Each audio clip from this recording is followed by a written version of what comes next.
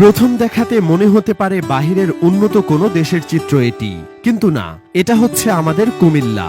ঢাকা চট্টগ্রাম মহাসড়কের কুমিল্লা অংশ রীতিমতো ফুল বাগানে পরিণত হয়েছে।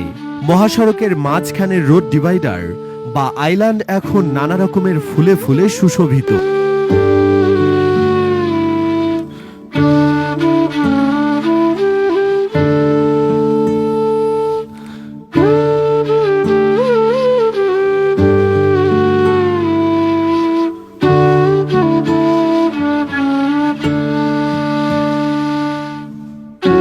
নানা রঙের ফুলের নান্দনিক সৌন্দর্যে মুগ্ধ হচ্ছেন মহাসড়কে চলাচলকারীরা।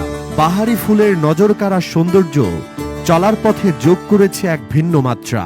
দিনের সৌন্দর্য আর রাতে সড়ক দুর্ঘটনা রোধে সহায়ক হিসেবে কাজ করে আসছে এ গাছগুলো। দীর্ঘ পথ জুড়ে সারি সারি ফুলের গাছ, দীর্ঘ যাত্রাপথে ক্লান্তি ভুলিয়ে রং বেরঙের ফুল আর সবুজের সমারোহ এনে দিয়েছে প্রশান্তির ছোঁয়া।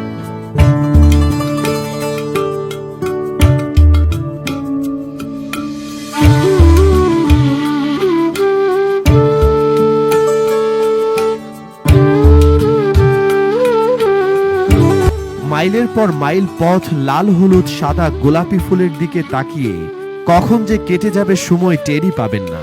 ঢাকা চট্টগ্রাম মহাসড়কের ১৪৩ কিলোমিটার পথ, বিশেষ করে মহাসড়কের কুমিল্লার অংশে লাগানো হৈমন্তী, কুটচি, টগর, রাধাচূড়া, কাঞ্চন, সোনালু, কৃষ্ণচূড়া, কদম, বকুল, পলাশ, কবরী, ক্যাসিয়া, জারুল সহ বিভিন্ন প্রজাতির গাছ এখন রাঙিয়ে উঠেছে ফুলে ফুলে।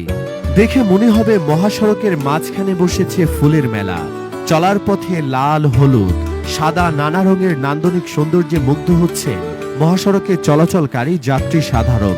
শুধুই কি সৌন্দর্যবর্ধন, মহাসড়কের মাঝখানে সারিবদ্ধ ২ থেকে ৩ মিটার উচ্চতার এই গাছ দিনের বেলা যেমন সুন্দরের প্রতীক, পাশাপাশি রাতের বেলায়ও উপকারী।